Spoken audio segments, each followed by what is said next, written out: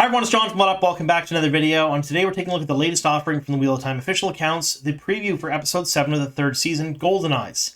Yes, folks, the Battle of the Two Rivers is upon us. We have a short little clip of it here that we're going to showcase, and we'll talk just a bit about it afterwards. So if you love the Wheel of Time as much as I do, if you're excited about the third season, or if you just want to keep up with all of the Wheel of Time news, consider making us your home for Wheel of Time news. Subscribe to the channel, like the video, and of course, tell all your friends. And I want to thank you all right now, just before we get into the video, for all of the new faces that I'm seeing around the channel. There are so many of you. It's been a blast this season, keeping up with all of the Wheel of Time news with you. Now, let's dive into this new clip of episode 7, and then we'll talk about it a bit afterwards.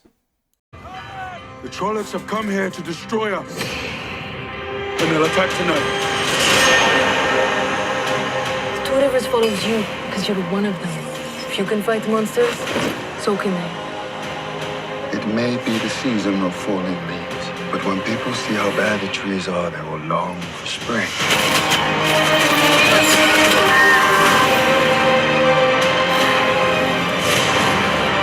Close again!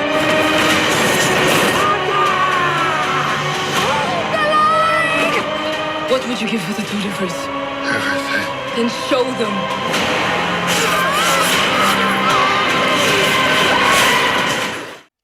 A moment 33 years in the making. The Battle of the Two Rivers. Yes, The Shadow Rising came out in 1992, and since then I've been dreaming about seeing this in some way, shape, or form. At the time, because it was in the early 90s, I was just a kid, I thought we would see this on silver screen. I thought I'd be going to the theater to see it at some point or another, and that's what I dreamed of. I never once imagined we'd have a streaming service where we could actually access this at home, and I could watch this in my PJs, shoving my face full of snacks. It's absolutely wild. But we're going to walk through this clip. It has a ton of stuff in it that just screams far-reaching consequences. So we're going to walk through it. We'll talk a little bit about what's going on here. But to do that, I do have to remind you folks that we're going to give spoilers. We have our handy-dandy spoiler hand down here. He will let us know that we're spoiling everything up to and including the 5th book of the Wheel of Time. So if you haven't read the first 5 books, that's The Eye of the World, Through the Fires of Heaven, Before Morn, I'm going to run plot points and character arcs from that medium. It won't be huge. It's not like I'm walking through the entire books, but I will be saying things from the book series to put things into context in that short clip we're seeing in the show. I think it goes without saying, we're spoiling stuff from the show right up to current release, episode 6 and parts of 7, because you just saw the clip. So there's that. All right, let's dive into this little clip and pull out a ton of information. Trailer opens up with a shot of the Shadow Spawn coming down off of the mountain, and it's just a wild thought that this is a direct callback to Season 1, Episode 1, when they came into the Two Rivers for the first time.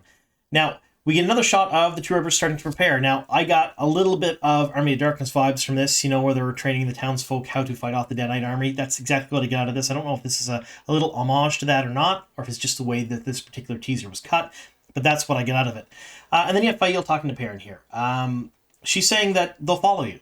If they see you fighting Shadow Spawn, they'll do it too. Perrin is, at this point, unsure of his leadership. I've seen a lot of comments on the last few videos I've done by people who have read the books that are very, very upset about Perrin's character, that he has not shown any leadership so far, because that's one of the big defining traits that he has within the book series.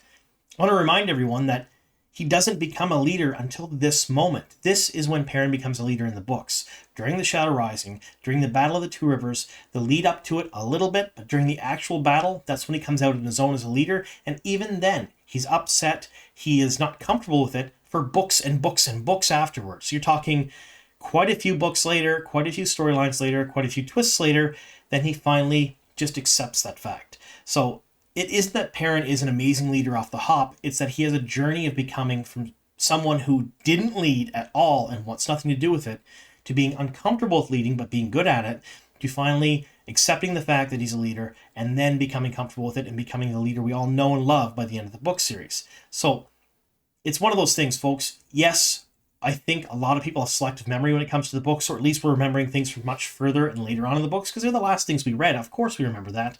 We're trying to apply them far too early. The show is actually progressing pretty well with Perrin's character in this season, and I think we're going to get to see him come into his own here as an actual leader during this battle, and I, for one, am super excited for it. Again, can we just take a moment to just say how amazing the casting for Faile is? Look at Isabella.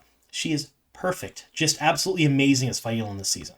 Then it goes on to talk about the Tinkers. So we get this little overview of the Tinkers a bit. A shot of Aram And they talk about falling leaves. The season for falling leaves is here, but it's such a sad thing because in the book series, Perrin has such a good relationship with the Tinkers. In the show, especially during season 1, we saw that. We saw him have this relationship with the Tinkers. He really loves the idea of the way of the leaf. He wishes he could live that way. He wishes other people could live that way. But he's too much of a pragmatist and a realist to realize that that's possible for everyone in the modern world, in his world, because there are people out there that will do violence to you no matter what, and they will continue unless you stand up to them. So he has a very soft spot in his heart for the Tinkers, and to include this in the teaser, seeing them come into town, there's arrows sticking out of their wagons, you know they've been attacked. Absolutely amazing.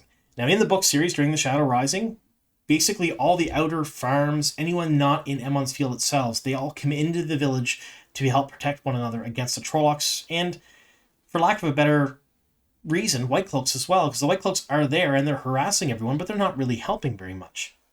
We get to see the White Cloaks here in a second, and we'll talk about them. But the Tinkers also eventually show up.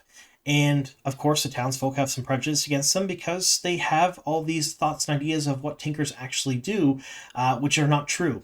Perrin corrects them, and they listen to him, because at that point, like I said, he's becoming a leader to the people in the Two Rivers. Really neat to see this in the teaser. Dane. We get a shot of Dane and Lord Luke here together. So Lord Luke has not been a huge part of the show just yet. In the book series, he is a one-off. He is sort of a weird villain that I've talked about a little bit here on the channel, and I have to do a whole video on him because he is such a strange villain. But he is a mix between Andorran royalty, Malcuria royalty, two different people kind of crammed together to form one weird new person. He goes by Lord Luke in the real world, and then in the Wolf Dream or in Teleran Riyadh, he goes by Slayer. Now, this Lord Luke, we have seen no indication that he is anything other than just a schmarmy hunter for the horn, who is really kind of more taken with the White Cloaks or positions of power than anything else. But that remains to be seen. We're hoping maybe they'll do something with this, but let's put it this way, folks. If they have to cut things, Slayer, even though he is a massive part of Perrin's story, it's still too early to sort of introduce him because it's taking screen time away from everything else. But then we see Dane Bornhold. Now, this is where we're going to close the loop, folks. In Season 2, Perrin killed Dane's father, Joffrey. In front of Dane, no less. In the book series, he's rumored to do it, but he didn't actually do it. In the show, he brutally murdered him. So I think there's going to be some consequences from this. And seeing Dane and the other White Cloaks there, and we've seen in their last episode, I think this is going to come to a head because he's in the village proper right here with Perrin in this scene. Moves on to this. So this is where the Trollocs initially attack. So we have a couple different things here. We have the Trollocs coming in to the town, and we have the townsfolk shooting at them with Two Rivers longbows. Yes, we're seeing the Two Rivers longbow on screen for the first time, and that makes me super happy. The folks in the Two Rivers in the book series are well known for their accuracy and their ability to shoot with a longbow. And most other cultures and people call them clubs. They're too big to be a bow. Everyone else uses like short horn bows, like little tiny bows. Two Rivers longbows shoot further and they're more accurate, and the people are very well versed in using them. We've seen that there. Something else, if we can go back and I can actually get a shot of it. You see Bane and Chiad obviously taking part in the fight, throwing spears. But we're going to go through here. There are also Dark Friends mixed in with these Trollocs that are attacking the town here. You can see that on the far right of the screen, somebody taking an arrow and falling down. Those are the short bows I'm talking about, like little tiny bows versus the Two Rivers long bows. So we're seeing a Trolloc and a Dark Friend attack on the Two Rivers at what looks like twilight, and Perrin leading the folks of the Two Rivers in battle against them. Absolutely wild. And we get a shot of Alanna, and it looks to be a few other people with her there. It looks to be perhaps the Cawthon sisters and Daze Conger, the Wisdom, and they're, if you look at the time of day, probably taking part in the fight as well in some way, shape, or form. Really, really neat that we're getting this. In the book series, Alanna did take part in the fight. She can because they are Shadow Spawn and Dark Friends. But she was more kind of imbuing rocks with an explosive to be hurled at the Trollocs and Shadow Spawn and Dark Friends, and not actively taking part in the battle like this. Carrying on, we get to see Loyal, Bane, and Chiad, and Loyal's entering the Waygate. So in the book series, we know that Loyal goes to close the Waygate forever. So him and the Aiel go to close the Waygate because, well, the Trollocs keep pouring into the Two Rivers over and over and over again. No matter how many of them they kill, they're coming in through the Waygate regardless. So we're getting that plot line in the show, and we see him entering the Waygate here. and I do want to say, I like the animation better for the Waygates this season than we've seen in the past. This is, in my humble opinion, way more akin to what I expect to see from a Waygate than what we've seen in the last couple seasons. And it might have something to do with the fact that the last couple seasons we're seeing someone channeling open to the Waygates, and here we know that Loyal's using an Avedisora leaf, because that's what they used in the other episode to come into the Two Rivers. We had the same sort of animation, so I'm wondering if that's why they made the differentiation. After this, we get shots of the actual battle and Padan Fain himself. Look at him in his scummy white cloak uniform. Ordeith is here. He is masquerading, obviously, as a white cloak. He's not one, folks. He is the dark friendest of the dark friends. And you can see him with other people, and they seem to be attacking people within the Two Rivers. I think at this point he's already turncoated. He's already shown his true colors to the White Cloaks, and he is assisting the Trollocs in the attack. Glorious. I can't wait to see that on screen. And then you have Perrin. Berserker Perrin. You have all of the Trollocs coming in. And I want to go back here for a second, folks. See if I can pause it at the right spot. No. So there you have your White Cloaks closing the gates. So you have some White Cloaks that are assisting in the battle, so they're not like in the book series standing off to the side. They're actually helping with the fight, which makes more sense to me. And then you have Shadow Spawn, Trollocs, Dark Friends attacking the Two Rivers. You have some explosions, you have some other things going on here. But I want to take a look at the Trollocs in the back there near what the explosion of light in like the back of the shot. They're running like werewolves, all four on the ground, just launching themselves forward. I love seeing that.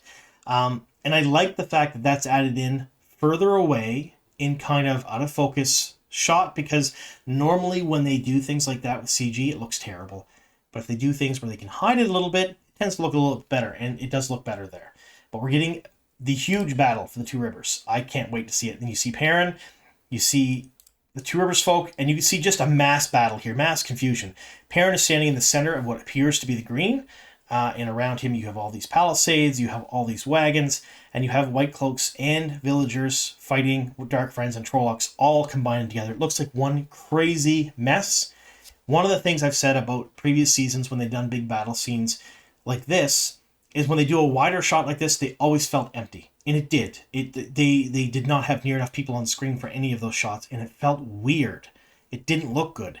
This, you have enough around the outside to give the illusion of more space, but you have this shot stogged full of people. There are so many people in this shot, it makes it feel like a real hectic, messy battle.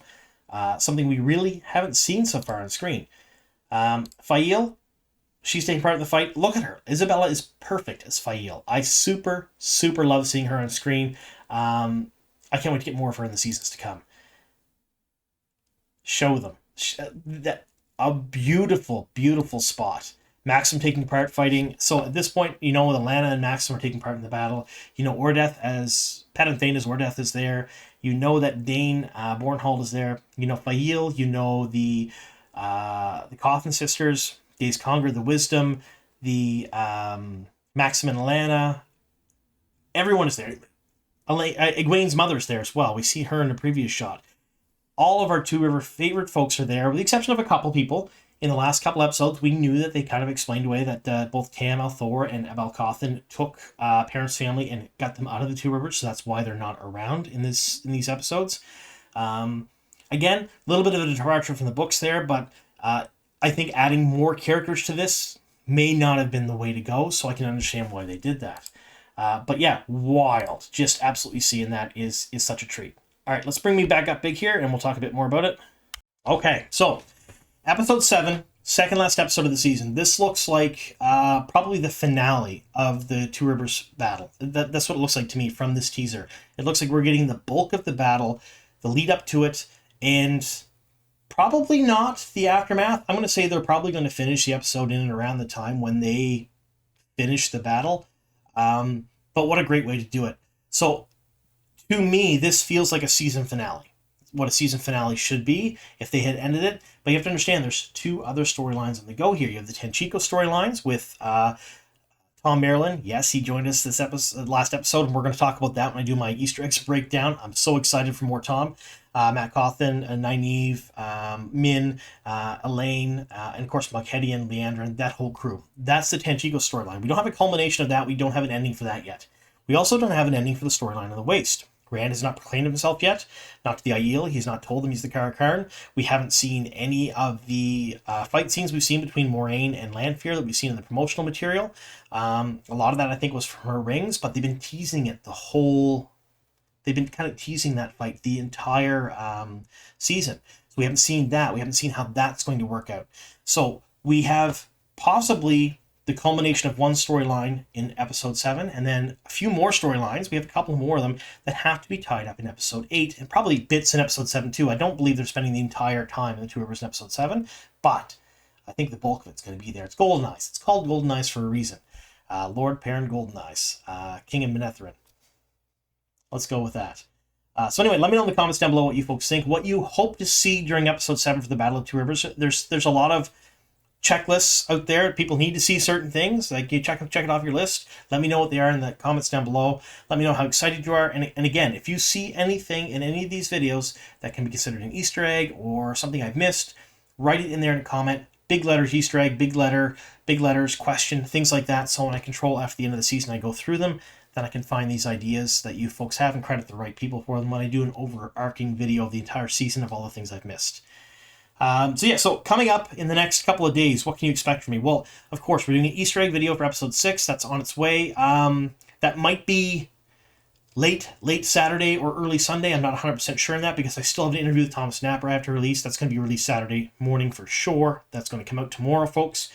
We're going to do a breakdown of episode 6, talking about the differences between the books and the show. A lot of people have asked me a lot of questions about that. There are a ton of people who watch the show that haven't read the books or haven't read the books in a very long time, and they have questions about how things differ and when things are going to happen. Those are the episodes you want to watch from me, folks, if you have those kind of questions. They are full spoilers, but again, if you have no plans on reading the books, they're a really good reference to have to talk about what happens in the books. I have 2 more interviews coming Monday, Faile and Perrin himself, of course, Marcus Rutherford and Isabella Bucari. I'll be doing them on Monday, releasing them probably later in the week, likely after episode 7 airs. And then Tuesday, I do get to interview Alanna, so Priyanka Bose, and Maxim Taylor Napier. Again, those will be released after episode 7. We have a lot of stuff, folks. I have another news video based on future Wheel of Time projects that I'm holding for now. That'll come out probably, I want to say sometime between now and after Jordan Con. There's some stuff on the horizon for Wheel of Time I want to talk about with some new information about some of it. There's lots of stuff coming, folks. So again, if you haven't already subscribed, please do so. There's tons of Wheel of Time news. Like, during this season, it's super wild. It's super fun here on the channel. I'm doing a video every single day. Between seasons, it's just as fun, folks, because the sleuthing happens, the picking apart of things happens, the leaks, the little bits, that's all going to happen in between of the future Wheel of Time projects. Every little bit of news dissected to the smallest detail. That happens. And of course, I've already talked about this here on the channel before. We're doing book reviews. We're going to do other nerd news, things that I'm interested in. I'm going to talk about. There's some other adaptations that are upcoming that they're not the Wheel of Time, but I'm going to follow them just as closely because they're right up my alley and I'm super excited about them. That'll happen in between seasons. And you'll still get 2 Wheel of Time videos from me a week. Every week, we're going to do explained lore videos. I have a whole list of them that people have been asking me to do. You can't see it, but I have over here, just pasted up on the wall, a big list of Wheel of Time videos that I have to get done. We'll release at least one of those a week along with a news video in between seasons. So there's going to be no shortage of stuff to talk about, folks. And I like to talk, so there's that. All right, thank you so much for sticking with us here to the very end. Here's to many more.